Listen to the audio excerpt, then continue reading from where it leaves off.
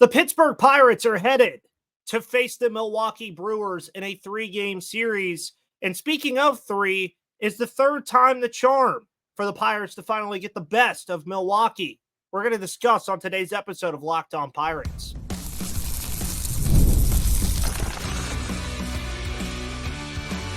You are Locked On Pirates, your daily Pittsburgh Pirates podcast, part of the Locked On Podcast Network, your team every day. And welcome back, everybody, to the Locked On Pirates podcast here on the Locked On Podcast Network, where it is your team, your Pittsburgh Pirates, every single day. My name is Ethan Smith. Follow me on Twitter at MVP_Ethan or at Locked On Pirates for all of your news, analysis, opinions, and reactions to everything going on in the world of the Pittsburgh Pirates from a lifelong fan to lifelong fans. Today's episode is brought to you by FanDuel. Make sure you go to FanDuel.com right now to make sure that you keep the sports sporting a little bit in your life this summer, as baseball, of course, is nearing closer and closer to the All-Star break. On top of everything else going on in the world of baseball, the NBA free agency period has kind of ended, so sports are getting interesting. We got training camp coming up soon. And also, by the way, I hope everybody that was at the game this weekend sported and got their Hawaiian shirt that I'm wearing on the show today. I'm feeling a little tropical today. I'm feeling a little heated up because the Pittsburgh Pirates are going to be facing another NL Central rival for 3 games. 3 of the 6 games, of course, that they will be playing before the All-Star break comes by this time next week. And it will be the Milwaukee Brewers as the Pittsburgh Pirates head to what I infamously call the House of Horrors, because the Pittsburgh Pirates struggle a ton when they head to Milwaukee to play the team known as the Milwaukee Brewers, who have kind of been the class of the National League Central this year. They've taken a massive lead in the division. They haven't really slowed down. I've expected them to slow down, but they just really haven't. They haven't been a team that you look at and you say, okay, they're going to slow down eventually. The gap's going to close eventually. The St. Louis Cardinals have closed that gap a little bit on the Milwaukee Brewers, who are now 53-38. Meanwhile, I believe St. Louis is now 47-42. So that gap closing a little bit. But for the Milwaukee Brewers and the Pittsburgh Pirates, these teams have played already twice this year. Pittsburgh, of course, with a split in the first matchup that these teams had between each other in Pittsburgh when it was a 4-game series, Pirates winning 2 of those. And then they, of course, lost a 3-game series to the Milwaukee Brewers the last time that they played. So is the third time the charm for the Pittsburgh Pirates, a team that comes off of a series where they defeated the New York Mets on Monday and were able to at least find a way to split there, which was a big deal, because if they didn't find a way to do that, folks, they might have been in some deep waters very, very quickly. Now you enter a series where you're playing the Milwaukee Brewers for the third time this year, and it's a team that you look at and say, okay, the Pirates have played them relatively well outside of just that one really massive game that they had against Martin Perez before he went on the injured list. But then you consider some things going into this series, that the Pirates have lost 17 of the last 25 games that they have played in Milwaukee. So this is a place that they struggle mightily.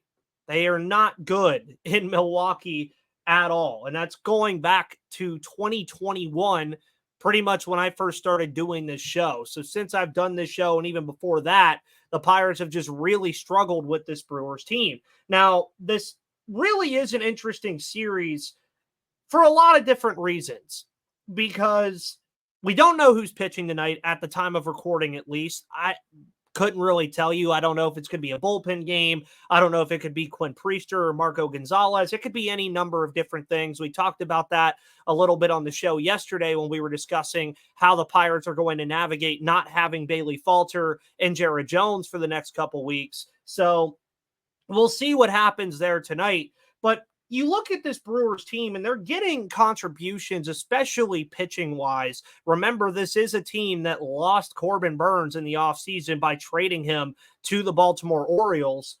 Colin Ray's been really good. He's a right-hander who's 8-2, 94 and a third innings pitched, 3.34 ERA, 66 strikeouts to 28 walks. That's what the Pirates will be facing tonight. And Colin Ray, to add to that, also has the most quality starts from a Brewer starting pitcher outside of Freddie Peralta. He has 6 quality starts. Freddie Peralta has 7. So Colin Ray has been a very good complement to Freddie Peralta, who is now the new ace of the Milwaukee Brewers staff after, of course, Corbin Burns left. And then you look at Tobias Myers, another guy that has looked really good for this Brewers team so far. He's 5-3 with a 3.52 ERA, WAR almost at a 1. You look at what he's done. I mean, 4 earned runs in his last start, but he's went 6 innings in all of but 1 start so far. So, I mean, in his last 5, sorry. And then you look at Aaron Savali. That's going to be where a lot of the cracks should fill. And that's where you would look at and say Aaron Savali, 5.18 ERA, high strikeout guy. You can go after him all you want. For the Pirates, as I already mentioned, you're going to have to be determined for now, but we'll obviously know when game time comes around. Then you have Martin Perez, who gets kind of a redemption here against the Milwaukee Brewers since right before his injury, he had an absolutely horrific start against this Brewers team as the Brewers were just hitting everything off the bat very hard against Perez that day. And then Paul Skeens gets his chance to face the Milwaukee Brewers for the first time. And I believe it's the first time that it's the first time he's faced Milwaukee. Sorry, I had to work through this in my head. It's the first time he's facing Milwaukee, and Milwaukee is the last team in the division that he has not faced. So Paul Skeens will, of course, be rounding out the National League Central carousel a little bit to get this going. Now, what I find interesting about all this is Joey Ortiz is a guy who is dealing with an injury right now. Joey Ortiz is a big deal for this Milwaukee Brewers team. He'll miss this series for sure. And where the Pirates are right now, and I came across a stat yesterday that I found very interesting about this Pirates team, and you probably will find it very interesting as well, and have probably saw it already, but OPTA stats posted yesterday that the Pirates are only the second team in Major League Baseball history to not have a single winning or losing streak of 3+ games over a span of 50 or more regular season games. The only other team to do it was the Atlanta Braves, who had a span of 55 straight games between 2021 and 2022, 3 in 2021, 52 in 2022. So the Pittsburgh Pirates are a team right now that can't get streaky. They're not a streaky ball club whatsoever. And that's right now. I mean, that's both a good thing and a bad thing, because although they can't string win streaks together, they're also not on the wrong side of those win streaks and having massive losing streaks. And they're about a 500 team when you look over the past 25 to 30 games. That's about what they are.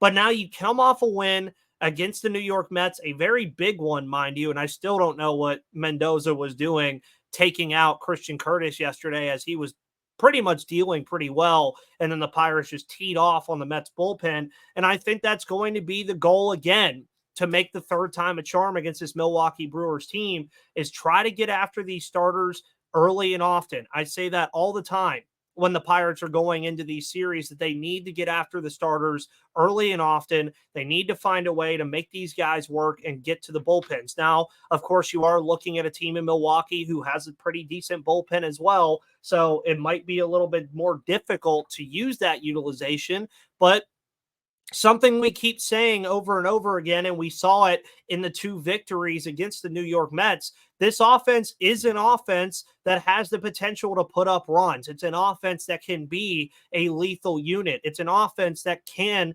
contribute and can back up the great starts that they're getting from their starting pitchers. They just haven't found a way to do it consistently. Now, if you go look at the games that they've played against Milwaukee so far this year, they scored 5 runs, 2 runs, 2 runs, 4 runs, 8 runs, 3 runs, 2 runs in all the games that they've played against the Brewers so far.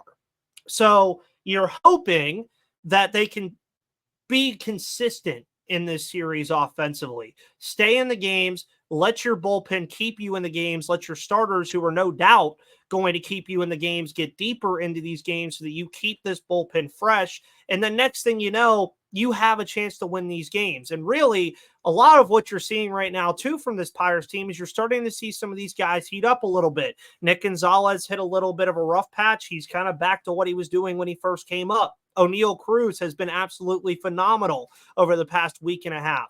Rowdy Tellez has taken his strong June and carried it over to July, and Brian Reynolds has even done very good things so far in July and will continue to do so. If you can continue to get contributions from those guys as well as contributions from other parts of the offense, then the Pirates have a good chance to win this series. If you don't, which we have seen against the Brewers already this year, then you could be looking at another series lost against the crown of the NL Central, but you have a golden opportunity here to kickstart the final 6 games before the All-Star break and feel really good about where you're going to be going into that All-Star break, and a golden chance to even catch some ground on this Brewers team. Although you're probably not going to catch them in the grand scheme of things for the division, you could still at least make them think about it a little bit. And a series win here would be absolutely massive for the Pittsburgh Pirates if they could find a way to get it. They just have to attack the Brewers starting pitching. They have to let their starters do their thing. And the offense has to be consistent against this Brewers team to really make the unthinkable happen, which is winning a series over in Milwaukee. We're introducing the mock trade series here on Locked on Pirates that we'll be talking about over the next couple of weeks as the trade deadline season is here, and the Pittsburgh Pirates are going to be formulating what they want to do at the trade deadline. So with these mock trades, we're going to be giving you an idea of some players the Pirates might target and the price that it might take here on today's episode of Locked on Pirates.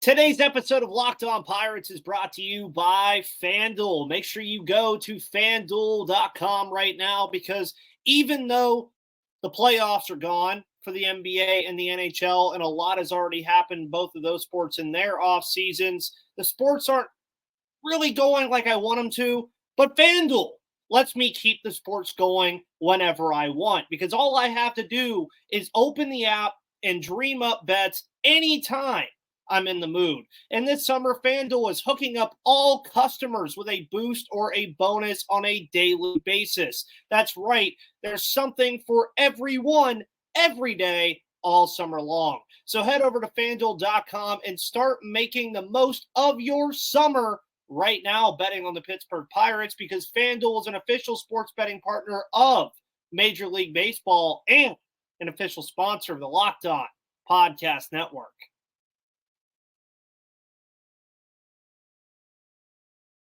And after you listen to today's episode of Locked On Pirates, make sure you go listen to the 24/7 streaming channel of Locked On Sports Today, bringing you all of the news and analysis that you need in the sports world from the local host of Locked On, like myself, on YouTube and Amazon Fire TV. Welcome back to the Locked On Pirates podcast here on the Locked On Podcast Network, where it is your team, your Pittsburgh Pirates, every single day. And we've already been talking a little bit about the trade deadline, because that season is here.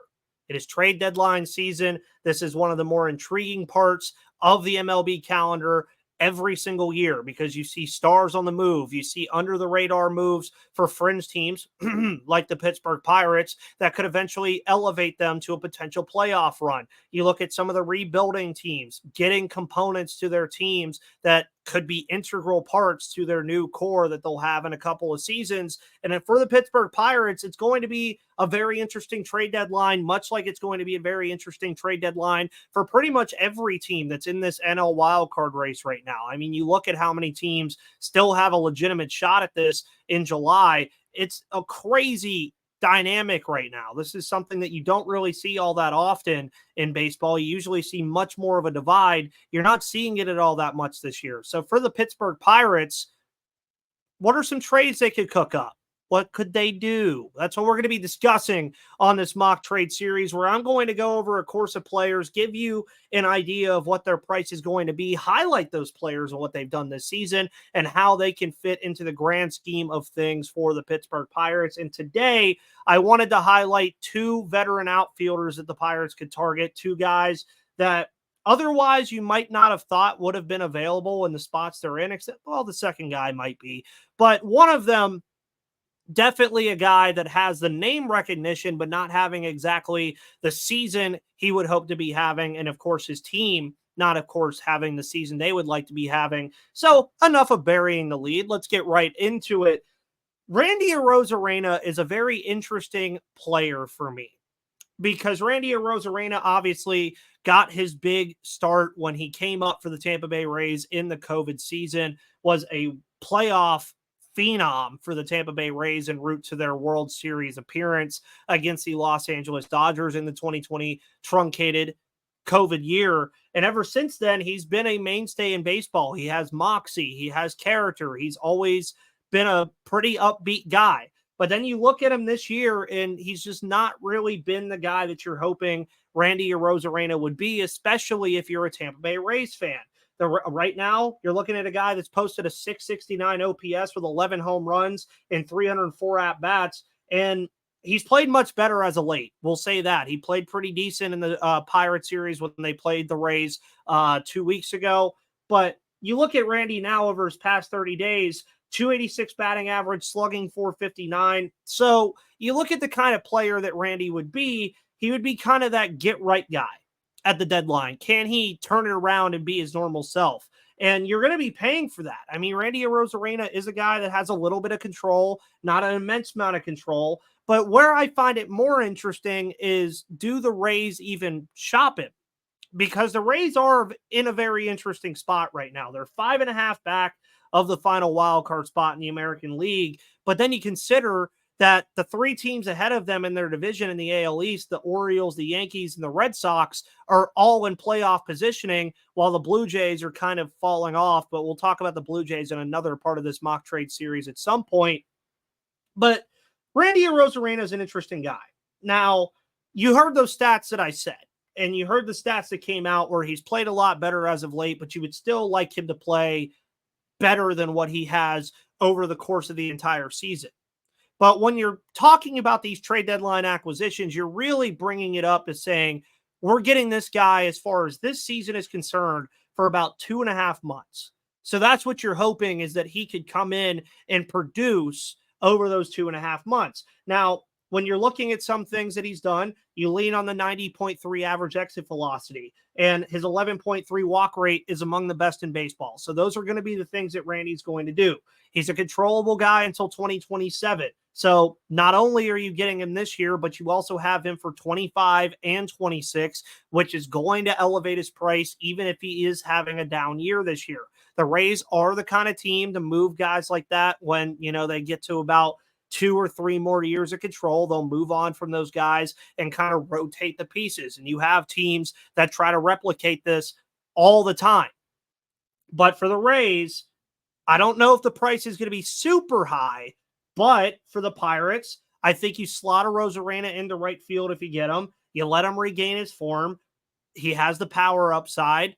Why not? So a lot of these mock trades are actually going to come from my trade primer that I did on Steel City Pirates. So you might have already seen them, but if you haven't, you'll see them here. So in my mock trade, I have the Pirates acquiring Randy Rosara, the Rays acquiring Jack Brannigan, who is the number 8 prospect for the Pittsburgh Pirates, Mike Burrows, who is the number 9 prospect, and Emmanuel Toro, who is the number 20 prospect. I think it would take 2 lower-end top fringe top 10 prospects, which you have Brannigan and Burrows. Burrows going to be more ready. Meanwhile, the Rays, they're getting a lot of pitching back, but they could use a guy in Burrows to come in 2025, even as a long relief option or as a back-end rotation option. Jack Brannigan, the Rays are still trying to figure out what to do at shortstop right now. Jose Caballero has been okay, but they're still trying to figure everything out after all of the Wander Franco nonsense. So then you add Emmanuel Toro, who's going to be a guy that would pretty much be the lottery ticket that would really say, okay, they probably won this trade or not. So that's a definite deal the Pirates could do. I mean, the Pirates have the prospect capital to make these things happen. And then to bring up another guy, you look at Jesse Winker. Jesse Winker, folks, wow. Jesse Winker has had quite the season with the Washington Nationals this year. And Washington has really had quite the season. I even called them surprising. I mean, they're 42-48, 5 games out of the wild card race right now. And you don't really know what they're going to do because they are still rebuilding from the Juan Soto trade. You have stars like CJ Abrams. You have James Wood, who just came in. So maybe that opens the door to move on from a guy like Jesse Winker, who's a free agent after the season is over. And Winker, unlike a Rosarena, is having a phenomenal season right now for the Nationals. An 820 OPS with 10 home runs in 277 at-bats. And in his last 30, he's batting .326. And much like a Rosarena, in the good spot, Winker is among the best in walk rate and among the best in chase rate right now. He doesn't chase out of the zone very much. He walks a good bit. So he's a guy that's going to get on base for you a lot. Now, the Pirates do have problems defensively in the outfield already. Winker's not going to help that. -8 outs above average, so not a guy that you're really expecting a lot of defensive upside from. But he does have a 97th percentile arm value and an 81st percentile arm strength. So if you slot him in right field, because Reynolds is going to play left field, the defense could still be a little bit worrisome. But with right field being so much smaller at PNC Park, I think it's something that could work out well for a guy like Jesse Winker. Now, as I said, do the Nationals make him available? I would imagine, because one, I don't think the Nationals moving on from Jesse Winker exactly makes them sellers, especially seeing as the spot that they're in, but he doesn't have a controllable contract. He's a guy who's a free agent after this year, and you'd have the chance to sign him on an affordable deal, but the likelihood of that is very low. So you're pretty much trading for a rental to try to go on a playoff push when you're getting a guy like Jesse Winker. And when I discuss that, you're looking at Jesse Winker right now, and it's a guy right now that you look at and say, okay, you get Hunter Barco, Jace Bowen, and Christian Curtis, your number 12, 18, and number 30 prospects. Why the price is a little bit lower on a guy like Jesse Winker as opposed to a guy like Randy Arozarena is because Randy Arozarena, of course, has that control. Jesse Winker does not. And I would prefer Winker out of these two anyway, which may sound a little weird because I talk about the Pirates getting controllable assets all the time, because he's a left-handed power bat. He's going to knock off a bunch of stones for this team. Left-handed power bat, outfielder that can hit. That's what you would get. So again, that trade, of course, was Jesse Winker for Hunter Barco, and Hunter Barco, Jace Bowen, and Christian Curtis. The Nationals would get a left-handed pitcher in their system that they desperately need. Jace Bowen would be an outfield replacement for Winker, even though they have plenty of outfielders on the way. And Christian Curtis, kind of a lottery ticket right-handed pitcher that the Nationals could slot in. So that's it for today for the mock trade series. Jesse Winker, Randy Arozarena, guys you could keep your eyes on for the Pirates to potentially go after. And the Nationals are one of those teams that you look at and say, okay, they're kind of in the wild card race, but we're going to go up and down and look at these teams right now that are in the wild card race and what they have to offer versus what the Pittsburgh Pirates have to offer and how all of this will come together with the trade deadline approaching. We'll discuss on Locked On Pirates.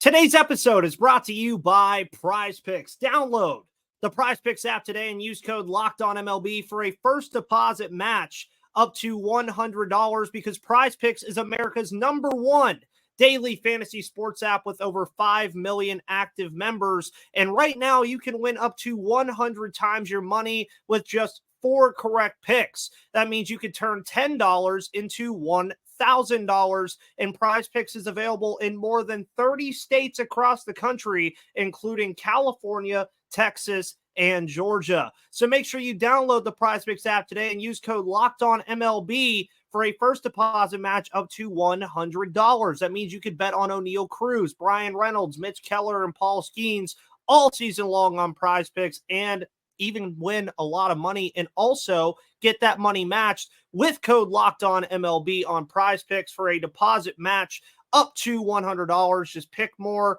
pick less. It's that easy at Prize Picks.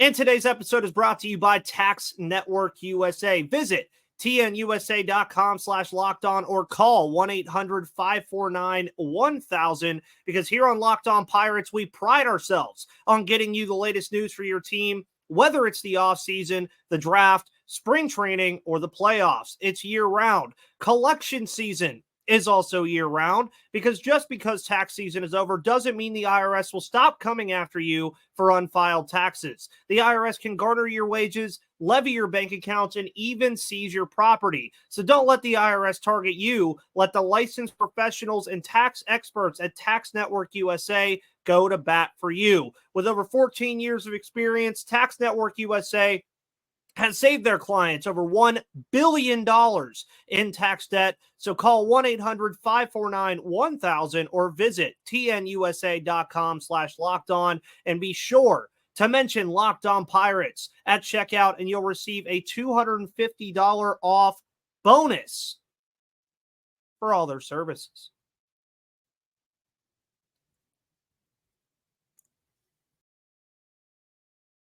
And welcome back to the final part of today's episode of Locked On Pirates here on the Locked On Podcast Network, where it is your team, your Pittsburgh Pirates every day. And your Pittsburgh Pirates, as I mentioned quite a bit, are still fully involved in the wild card race right now. And the Pittsburgh Pirates, 4 games out of the wild card behind the San Diego Padres, who currently occupy that last wild card spot.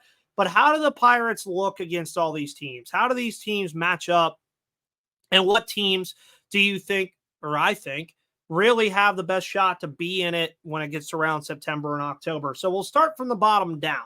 I am still considering Washington in this conversation. Washington has fallen off a little bit. They're 5.5 games back at 42 and 49. As mentioned, when I was talking about Jesse Winker, they are a team that's still recovering from the Juan Soto trade. They're a team that's finally starting to see the remnants of that Juan Soto trade with James Wood and CJ Abrams and a lot of the guys that are starting to become part of their core. So it's going to be interesting with what Washington does. Pirates, to me, are just a better team than the Washington Nationals. The Nationals are still in the state of kind of a rebuild right now. They're still kind of figuring things out and what kind of team they're going to be. They could be in it. Who really knows? I don't think that they're going to buy per se to stay in it, but they are a team, I think, that's competitive enough to at least keep it interesting. The Chicago Cubs and the Cincinnati Reds trail the Pittsburgh Pirates by a half a game and a game right now. We've seen the Pirates play Chicago and Cincinnati quite a bit this year. They've had success against those teams. The NL Central is interesting because the Cubs especially are a team that isn't going to sell, especially after they got Cody Bellinger and Shoto Imanaga this offseason back. They got Imanaga and then got Bellinger back. So this isn't a team that you're going to see sell in the Chicago Cubs. Can they go on a run? Sure. They have a talented team. Nico Horner, Christopher Morel, Cody Bellinger, Ian Happ, Seiya Suzuki. They have a very talented team. They just have to put it all together. Can they put it together is the biggest question. Cincinnati, much like Pittsburgh, I think, is a team right now that is very young, still figuring themselves out, can be competitive, can go on a run, has some very solid pitching. The offense leaves a lot to be desired. So Cincinnati, probably the most comparable team to the Pittsburgh Pirates as far as the wild card race is concerned. Then you jump to the teams that are ahead of them. San Francisco's interesting. They lost Jung-Ho Lee for the entire year. They have a pretty decent pitching staff. Obviously, you have Blake Snell, Logan Webb. You got some stuff going on there. Camilo Doval is one of the better closing pitchers in all of baseball. Then you consider that, though, they're not going to sell either.